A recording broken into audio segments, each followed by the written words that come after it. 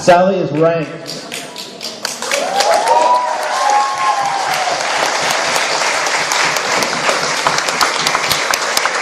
Sally is ranked as one of the top 100 most influential television pundits in America, according to Mediaite's Power Grid. Please join me in welcoming Sally Kohn.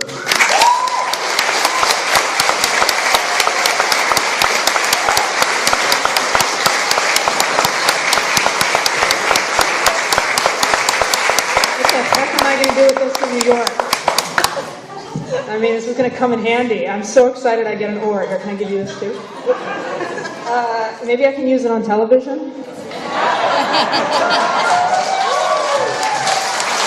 Hold that thought. All right, there we go. I want to thank you all so much for being here tonight, for having me tonight. I'm so honored. I'm so honored to be here with the honorees. And I've been a big fan of Maine People's Alliance for a very long time. Some of the folks in the room know. I used to be an organizer. I used to work with the Center for Community Change. I was a longtime ally of MPA. I'm a huge fan of all the amazing and important work that you do. So thank you. I mean, give yourselves a hand and another hand for our honorees.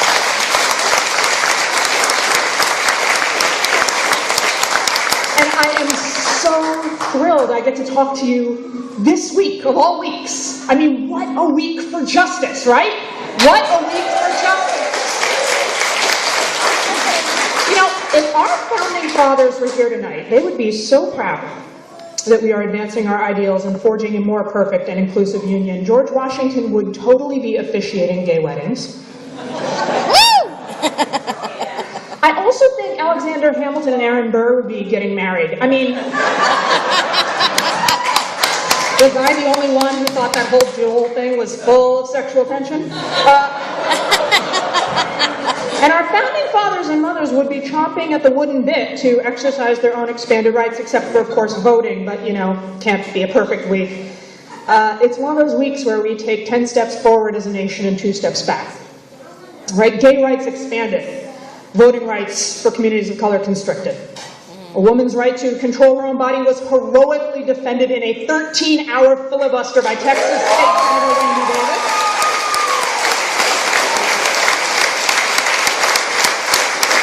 But this right-wing backlash keeps being whipped up into a frenzy. The United States Senate passed historic immigration reform legislation that includes a path to citizenship for 11 million aspiring Americans.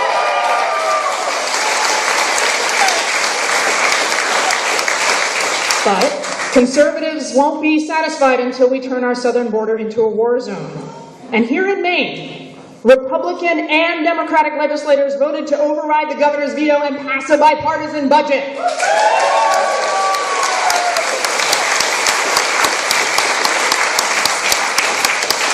Yet the ugly math and uglier consequences of austerity continue to plague this state and our nation.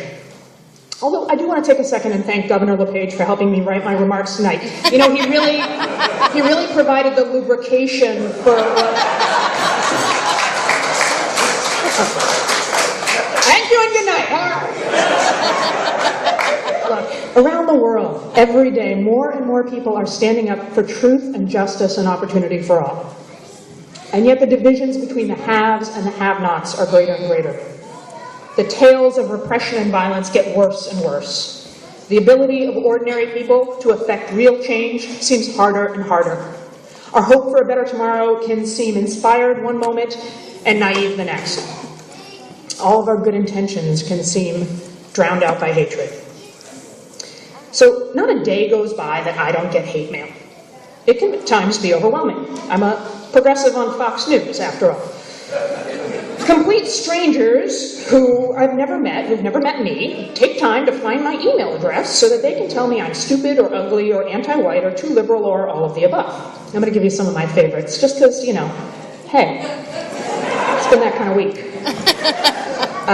You know, when you write an article on Times website saying how affirmative action has mostly helped white women, and then you write an article on the Fox News website celebrating the striking down of DOMA, you get some interesting email. This is my favorite from this week. It's hard to pick a favorite, but this is it.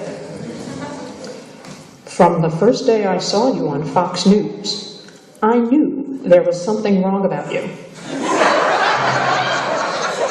Then, today, I heard you say you were gay. Shame on you. Which is, by the way, to say nothing of the fact that this person couldn't figure this out on their own previously.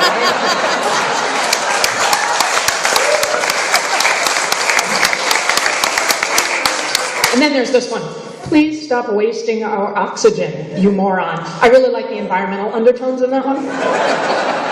You know? So it's me causing global warming. Oh, I get it. You are precisely what's wrong with this country right now. Has anyone in this room ever sent hate mail? Okay, that's right. No, because sane, normal people don't actually send hate mail. Only crazy people send hate mail, and I don't know about you, I don't have time to send hate mail. I don't even have time to do my laundry. But, let me tell you, the people who send hate mail not only take up a disproportionate amount of my inbox, they actually take up a disproportionate amount of our oxygen and our society's discourse. They literally fill our air with more particles of hatred per inch than are naturally occurring in our environment. Here we go. This one's good. You are one of those, I guess you're a women, who will never have to worry about a man attacking you because you are too much of a dyke-looking witch. You need to take your ugly, spelled U-G-L-E, your ugly blank home and hide. And hide. That's what they want to do. They want to scare us and shame us into a corner. The voices of hate here and everywhere are trying to kill our progress and quash our hope. They want us to feel that our demands for justice, our demands that are popular and righteous, are immoral and wrong. We are the vocal majority. But the voices of hatred want us to sit down and shut up. And you here in Maine know exactly what I'm talking about. You know hatred. And I don't mean the way that you guys hate a lobster roll that doesn't have enough mayonnaise in it. Or too much. I mean the kind of hatred that tries to stop you from doing what's right for your family, your community, your country, and your world. I mean the kind of hate that tries to rewrite a state constitution to exclude an entire group of citizens. I mean the kind of hate that attacks public servants as the Gestapo and tells communities of color to kiss my butt. That kind of hate. What do we do? How do we respond? When the signs of hate are looming all around us, they're even more prevalent than those moose warning signs you guys have. Literally, we're just swelling with this backlash of animosity. What do we do? Do we fight hate with hate? No. We respond with love. We are the side of love.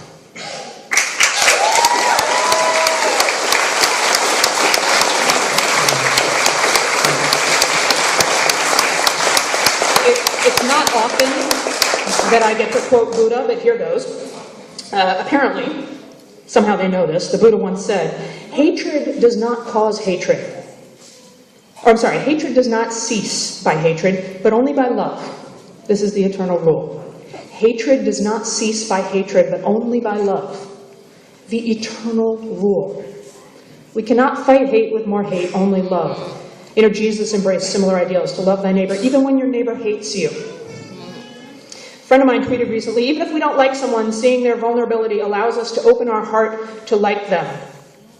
Like us, they suffer and long to be happy. I'm not saying, this is really important, I'm not saying the people who disagree with us are evil. I don't think they are.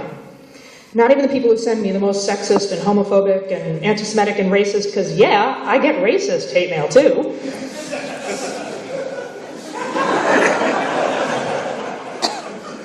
One thing I've learned from meeting more and more conservatives in my work is that they truly think they're on the right side. Most conservatives care about poverty, they believe in racial equality, and they simply think their ideas are the best way to get us there. And I'm not saying there aren't some truly evil people in the world, but by far, not most. Not most. But too many are hateful.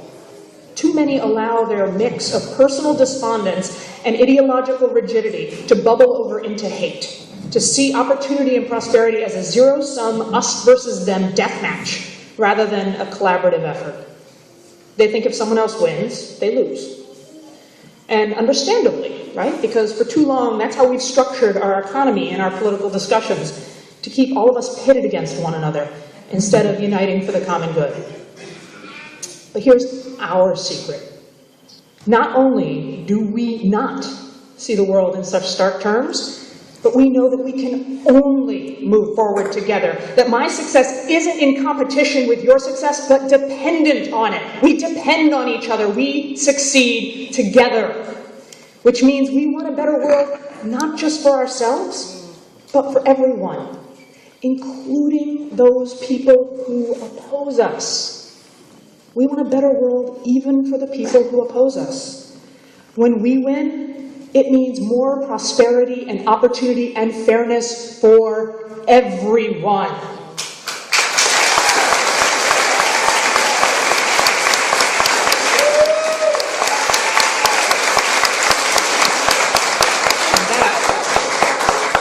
That is love. That is love. And like our vision, it only grows and expands. You know, when my friend and colleague, and I do mean friend and colleague, Fox News colleague Sean Hannity talks about liberals as the hate America crowd, he's sort of being Orwellian, because we're the ones who love everyone in this great country. We love everyone equally, right? Enough to fight for all of them. We're the ones who love gay people and straight people and black people and white people and immigrants and citizens and boys and girls and poor people and rich people. We are the ones who want everyone to have access to the same opportunity, the same chance to fulfill their hopes and dreams for the future. We are the Love America crowd.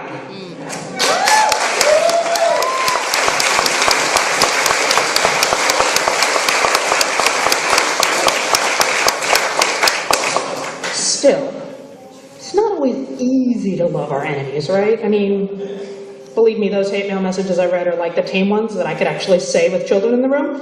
The intensity and ugliness of our opponents can be overwhelming, and I don't mean ugly like not attractive, though again, back to your governor.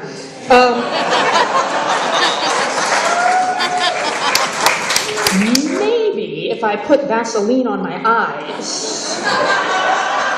That's 2 Vaseline jokes for the price of 1, people, come on. No, I mean, we're talking about ugly words, ugly emotions, ugly acts and intentions that darken our spirits and our surroundings. It's hard to find love in those shadows. It's hard to find love for people who seem to hate us so much. But we must. We on the left are not only the voice of reason, we are the voice of compassion.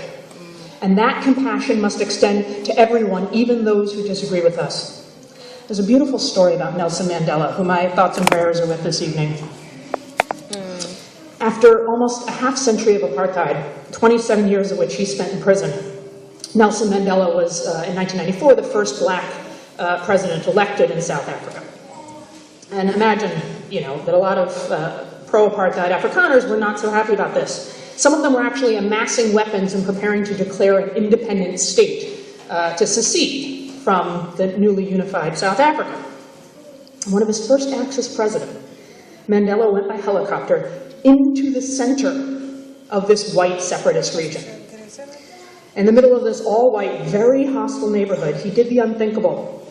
He sat down for tea with the 94-year-old widow of the architect of apartheid. He sat down for tea with her. It was a gesture of respect and kindness and love. And beginning with that generous pilgrimage, Mandela literally changed the conversation, changed the dynamic, and persuaded the Afrikaners to join him, to disarm and join him on the path to unity. We can continue to honor Nelson Mandela's character and vision by following in his footsteps. He once wrote, "No one is born hating another person because of the color of his skin or his background or his religion. People must learn to hate. And if they can learn to hate, then they can be taught to love. For love comes more naturally to the human heart than its opposite." Again, it doesn't mean love is always the easy choice. I've been been with my partner for over 9 years, so believe me, I know it's not easy, right? Any show of hands? Okay. Love takes work, right? It takes commitment, it takes practice, it takes patience. The ability to find the good in others, despite sometimes really frustrating evidence to the opposite. To find the humanity in all of us, which is precisely what our opponents so frequently fail to do.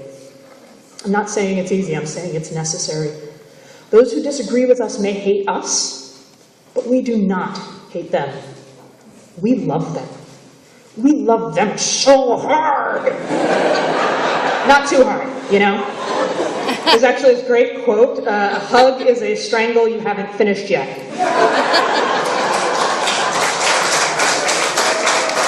We don't want to love them too hard, you know? My point is, though, while our opponents see their struggle as us versus them, right? Either they win or they lose, we're fighting for all of us, for everyone, because we love everyone. We truly love everyone, and the world will be a better place for all of us when we succeed. It is precisely because we love everyone that we are fighting for a better world for everyone. For everyone.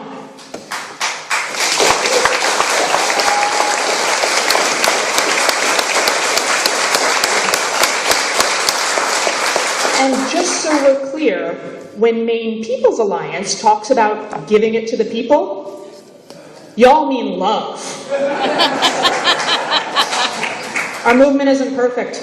We're not perfect. We don't always embody the love and the humanity that's in our hearts.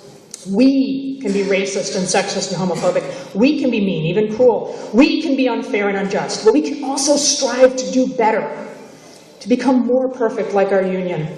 More inclusive, more equitable, more compassionate, more loving. It's our desire to reach toward perfection that defines us. Just because we love justice does not mean we are always just, but it means we stretch and ache toward justice rather than dismissing it altogether. Your governor says the liberal Democrat Troy Jackson has no brains and has a black heart. Well, you know, people who live with glass arteries really shouldn't, be casting anyway. The reality is our hearts and our eyes are clear. They can throw all the insults they want. We will still love. They can fume all the anger they have. We will still love. They can spew all the hatred in their hearts, and we will still love. They are the hate, and we are the love. They are the dark, and we are the light. They are the sad, and we are the happy. They are the despondent, and we are the hopeful. They are the few, and we are the many. And they are the past, and we are the future.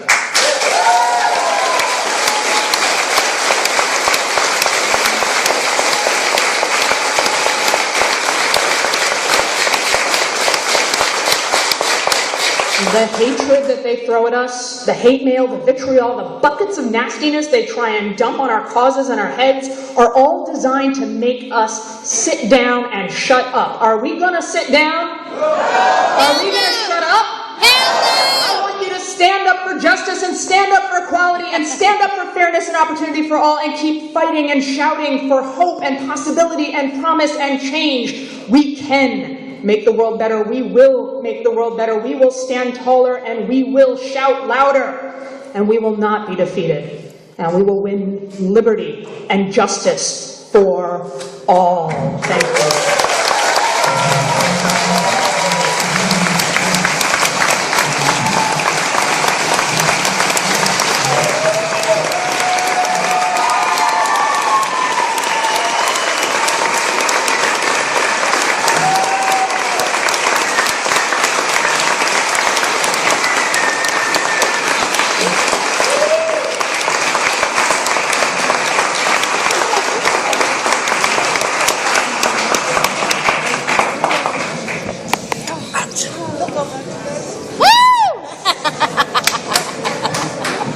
Thank you all very much for coming tonight. That was terrific. Can you please join